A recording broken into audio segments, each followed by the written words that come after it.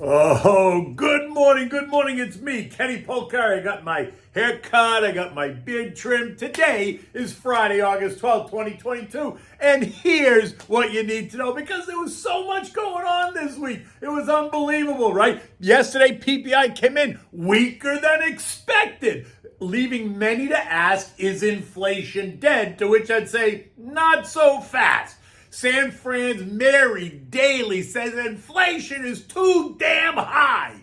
Treasury yields rise, oil rises, and gold remains steady just around the trend line at 1802-ish. Retail earnings are due out next week, so the consumer is going to be directly in the spotlight. And what are we having for dinner today? We're having the maple bourbon ribeye. Oh my God, so delicious with a baked potato, sour cream, and butter. Come on. All right, also on my note this morning, I was on the Barstool Family Office podcast last week. They posted it to YouTube. I put the address there in my written note, but you can go to YouTube and type in, search for it, the Barstool Family Office podcast. It was a lot of fun. Part 2 is coming in September. Okay, so Walgreens offering $75,000 signing bonus if you're a pharmacist, as they struggle to fill positions around the country. Base pay for the average Walgreens pharmacist is about $100,000. Top earners are pulling in $125,000. So where are all the pharmacists? Like, what is happening? Producer prices are in decline. That's good. But many question whether 1 month's inflation data for both the CPI and the PPI is now the trend. Does this 1 month negate the last 12 months of surging prices? And let's just remember one thing. Inflation is still running at 8.5% year over year, and that's a far cry from the 2% target that the Fed is aiming for. So just be careful on how quick you decide that inflation is dead. Stocks started out strong yesterday on the back of that weaker PPI report, but then they failed as morning turned to night, leaving stocks well off their morning highs to end the day flat to lower. The Dow added 30 points, the S&P lost 3, the Nasdaq lost 75, and the Russell gained 6, while the transports added 100 points. Treasury prices declined, sending yields up, leaving the curve still inverted, with the 2s yielding 3.2%, the 5s yielding 2.9%, and the 10s yielding 2.87%. In the end, the bond market is telling us that it is expecting a significant slowdown next year. Think hard landing in my mind, and that the Fed is going to be forced to cut rates in order to try and avoid that hard landing, which I don't think is possible. I think we need to expect it to be hard and then celebrate it if it's soft, which sounds a little bit counterintuitive. Oil, which had traded down to the trend line support at 89.25-ish, last week, last couple weeks, has managed to hold that line and trade up. Yesterday it rose 2.2% or $2 a barrel to end the day at 94.25. And this morning it's up again, small, but it's up, trading at 94.57. There's a small disconnect between OPEC and the IEA, right? The OPEC is calling for a small decrease in demand growth, while the IEA is expecting an increase in demand growth. Again, that's what makes a market, right? Both buyers and sellers. You have one opinion, I have another, and that's what creates the excitement. The popular narrative is that the fears of a deep recession are fading, so the idea that demand will collapse is now no longer the narrative. In fact, producers and refiners and suppliers are all calling for an increase in demand going into the second half of the year. And remember, RBC and Goldman Sachs, along with a handful of others, are pushing the narrative that we will see $120 a barrel before we see $60 a barrel. And I'm also in that camp. Gold is hugging the trend line at 1802 as traders decipher what's next for the economy and the Fed. Signs of declining prices, thus declining inflation, will keep a lid on gold. But let's not get crazy again, right? Does 1 month set the new trend? What if inflation did indeed stop going up but remained at these elevated levels? Does that mean that inflation is dead or that it's alive, right? And that means gold will be a beneficiary if it remains at those elevated levels, which I certainly think it's going to, and we talked about where I think gold is going.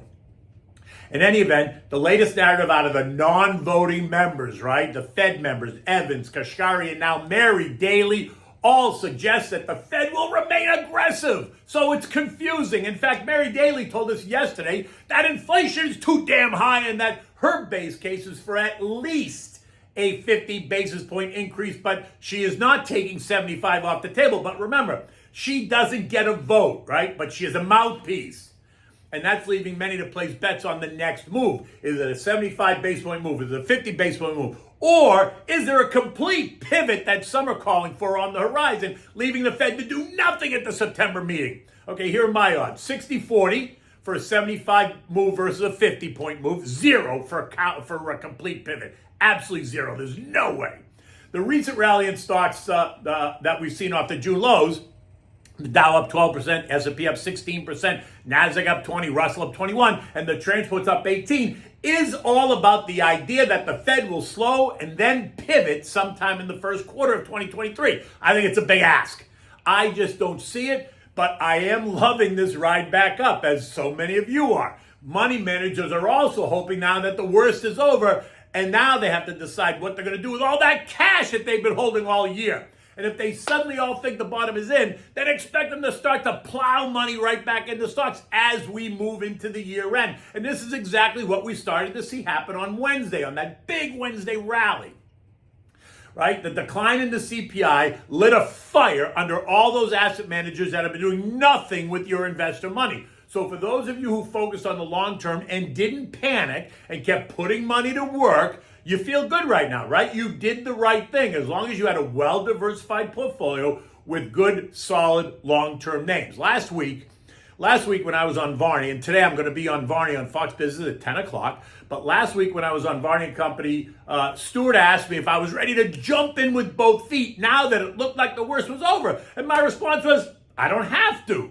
I never panicked and got out. I kept putting money to work all year, buying stocks that were on sale. So I'm already all in. So this idea that the retail long-term investor has to buy and sell and buy and sell and try to time the market is now officially debunked, because that's not what you should be doing as a long-term investor who's trying to build a long-term portfolio, right? EcoData today includes the University of Michigan Sentiment Survey and inflation expectations. Sentiment is expected to be 52.5, up from 51.5, while analysts expect one-year inflation rates to be in the 5.1% range. The 5 and 10-year outlook is 2.8%, but I think that data is useless. But you can make your own decision. I'm not sure I'm making any investment decisions based on what University of Michigan says about 5 and 10-year inflation rates. In any event, U.S. futures are up again this morning. Dow futures up 110, S&P's up 17, NASDAQ up 70, Russell up 10. The narrative this morning is that the Fed will cave and pivot. That's the economic data. That the economic data is now telling us that the Fed is succeeding and that they do not need to be aggressive. Be careful. Next week brings us retail earnings. Think Walmart, Home Depot, Lowe's, TJ Maxx, Target, Kohl's, Tapestry, and Estee Lauder. We will see we see trades down from the private label to the generic label. Is the consumer slowing down? What will they say about inventory? Will we see big Christmas sales starting in September? Oh, we're about to find out, so sit tight.